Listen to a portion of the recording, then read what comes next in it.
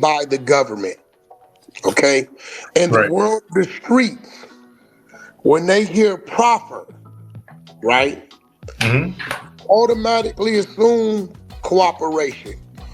And I'm going to tell you why. If one goes to Google and puts in government factual proffer, the verbiage of that is a government factual proffer is a meeting between a criminal defendant. All right, let's talk morons. Wack 100.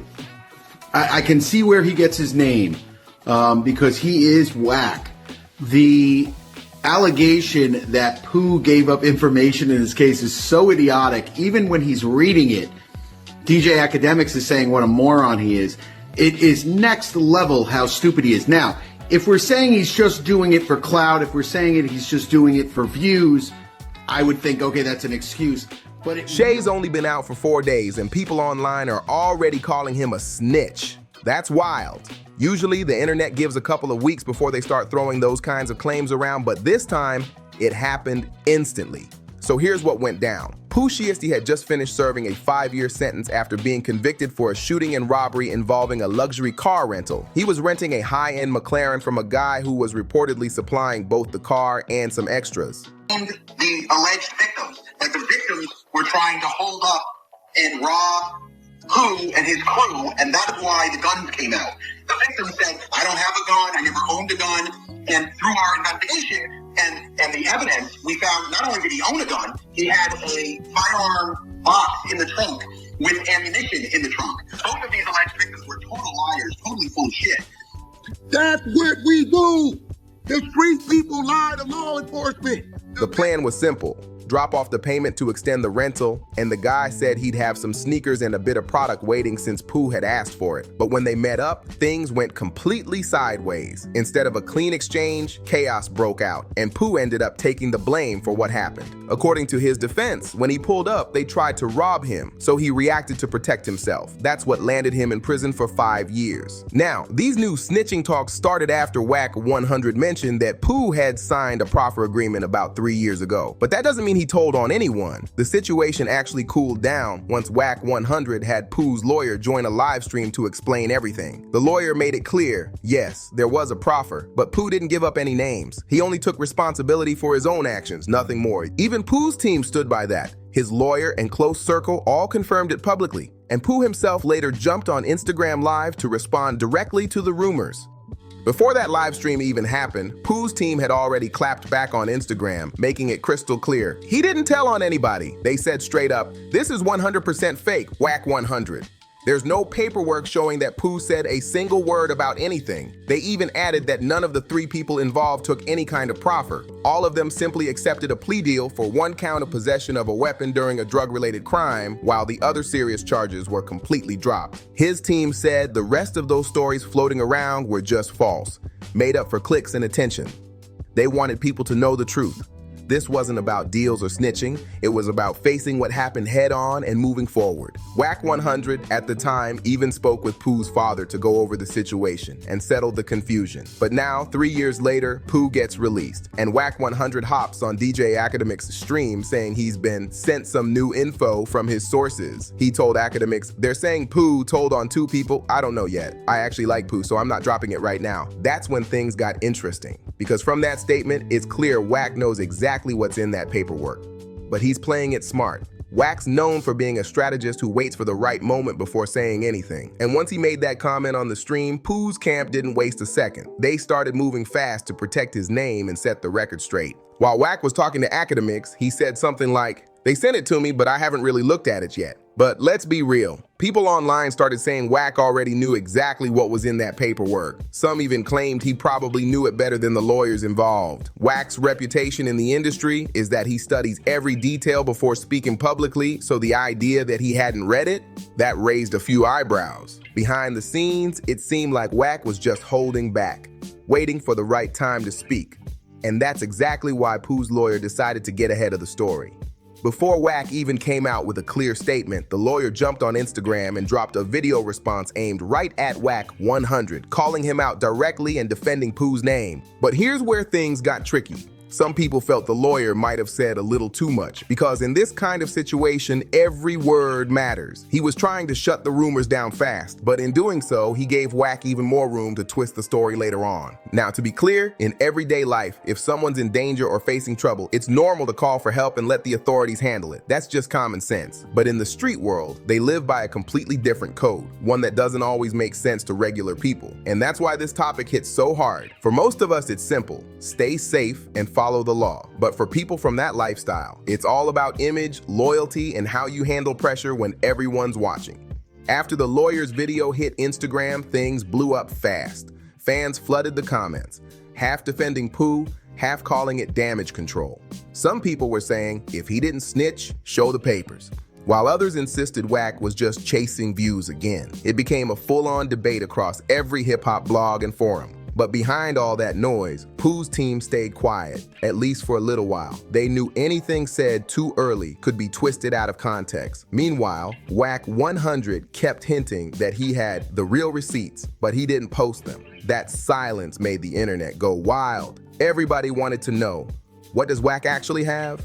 A few hours later, DJ Academics dropped another stream, and this time, Wack joined in again. He said something like, "I got what I need, but I'm holding it for now."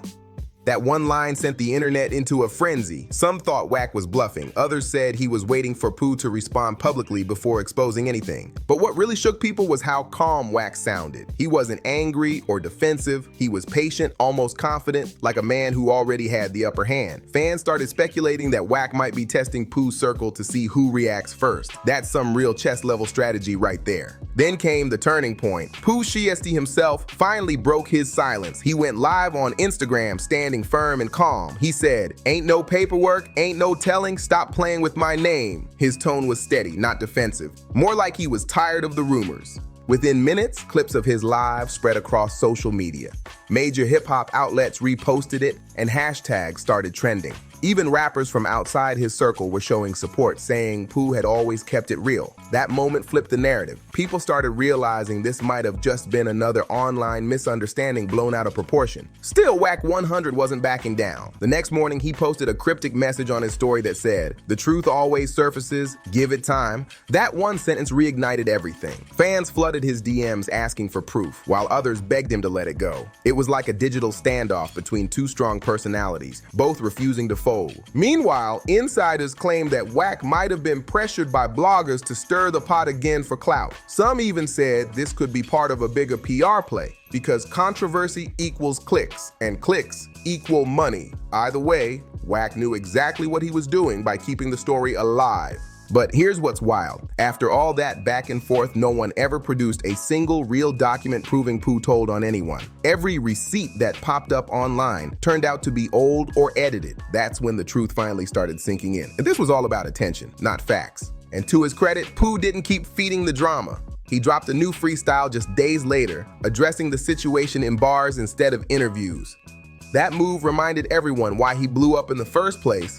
He knows how to turn controversy into momentum. Now the streets are watching, the fans are divided, and the industry's on edge. Because if Pooh keeps this energy, his comeback might be even bigger than before. After Pooh dropped that freestyle, the internet exploded again. People started breaking down every lyric like it was a coded message. Some fans swore he was firing shots at Wack 100, while others said he was just clearing the air in his own way. Either way, the timing couldn't have been more perfect. He used music to speak louder than any statement could. Blog pages began posting clips of the freestyle with captions like, "Pooh responds without saying a word," and "He's back and unbothered." It was clear. Pooh knew how to shift the energy from controversy to confidence. But of course, Wack 100 wasn't done yet. He jumped back online claiming, "Don't let that freestyle fool you. The truth's still gonna come out." Fans were torn again. Some said Wack was just trying to stay relevant, while others believed he really had something in his back pocket. Still, the problem for Wack was that his credibility started slipping. Every time he promised to drop the paperwork, nothing followed. People began calling him out, saying he was dragging the story for clicks. The same crowd that once hyped him up was now clowning him for stretching the truth. Meanwhile, Pooh's camp played everything smooth. They focused on his comeback instead of the drama. His team lined up interviews, photo shoots, and even teased a new single with a major major feature. That's when fans realized Pooh was flipping the whole narrative, turning rumors into fuel for his relaunch. It wasn't about proving anything anymore. It was about reminding the world that he's still a name that moves culture. Even DJs who had been quiet started spinning his old tracks again. The message was loud and clear. Pooh Shiesty's not hiding, he's rebuilding. Then something unexpected happened. A former associate who used to run with Pooh went live claiming Wack was bluffing. He said straight up, "I was around that case. Ain't nobody told on nobody." That statement hit hard. Suddenly fans began piecing things together and realizing that the so-called leak might have never existed in the first place. Once that clip spread, the tide fully turned in Pooh's favor. Blogs started switching their headlines from "Did Pooh snitch?" to "Wack might have lied." The shift was crazy fast, and by that weekend, the public opinion had completely flipped. Now it feels like Wack's whole story just fell apart. No proof, no receipts, just endless talk. And Pooh, he's out here shining again, walking with his head high and turning every rumor into motivation. That's how you move when you know your truth. After the internet flipped the story, Wack 100 started feeling the heat. He jumped back on social media late at night trying to defend himself, saying people were twisting his words. But by then, the comment sections were ruthless. Fans kept demanding real evidence, not talk. Every time he went live, people flooded the chat asking, "Where's the paperwork, Wack?" It was getting ugly for him online. Meanwhile, Pooh's silence started working in his favor. Instead of posting or arguing, he kept stacking wins quietly. New deals, fresh interviews, and playlists adding his music again. That calm confidence made the story feel one-sided. Like Wack was arguing with himself while Pooh just leveled up. The contrast was so sharp that even neutral fans began siding with Pooh. Behind the scenes, some insiders claim big media outlets reached out to Wack 100 asking for proof of what he'd said. And guess what? He didn't deliver anything. That's when whispers started spreading that maybe he never had those receipts to begin with. The whole thing began to look more like a calculated media stunt than a real expose. People online started calling it the loudest lie of the year, and memes began popping up everywhere. It turned from a serious allegation into a social media circus overnight. At this point, even other rappers started chiming in. Some defended Pooh, saying he'd already served his time and did no explanations to anyone. Others threw subtle shots at Wack, hinting that he needed to let the streets rest. That added more fire to the conversation. Every new comment became another headline. The crazy part, Wack didn't back off. He doubled down saying, "Y'all will see soon." But after weeks of the same talk and zero proof, people stopped believing the hype.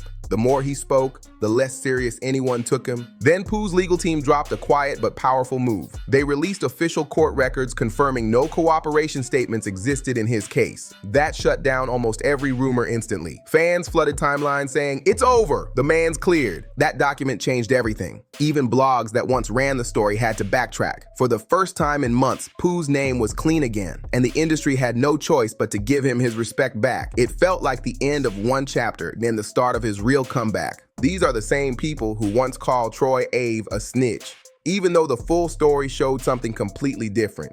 Troy stood on his word, saying it was self-defense, not betrayal. When the situation first went down, Taxstone got arrested and allegedly started spreading false claims about Troy. So when Troy took the stand, he didn't point fingers. He simply said, "I didn't do what he's saying I did." Yet people twisted it, calling him a rat just for defending himself in court. Crazy, right? Now people are comparing Pooh's case to that and saying if he mentioned anything about weapons or what the other side had during his situation, that's what the street code would label as telling. But it's not that simple. Pooh didn't take the stand to accuse anyone. He only told the court his side, claiming what really happened so his sentence could reflect the truth. That's not betrayal. That's defense. Still, in the world of street politics, even explaining yourself can get you labeled unfairly. The rumor mill doesn't care about facts. It runs on perception, and that's where Wack 100 got his angle from. Once Pooh's lawyer revealed certain legal details, it opened the door for endless debate. At the end of the day, the streets might argue forever about what counts as telling and what doesn't. But the truth is, the paperwork speaks louder than gossip. Pooh stood on what he said and did his time like a man. So what do you think? Was this whole thing just misunderstood, or is there more behind the scenes? Let me know down below in the comments, and don't forget to like, share, and subscribe to Hollyrumor for more real breakdowns straight from the culture.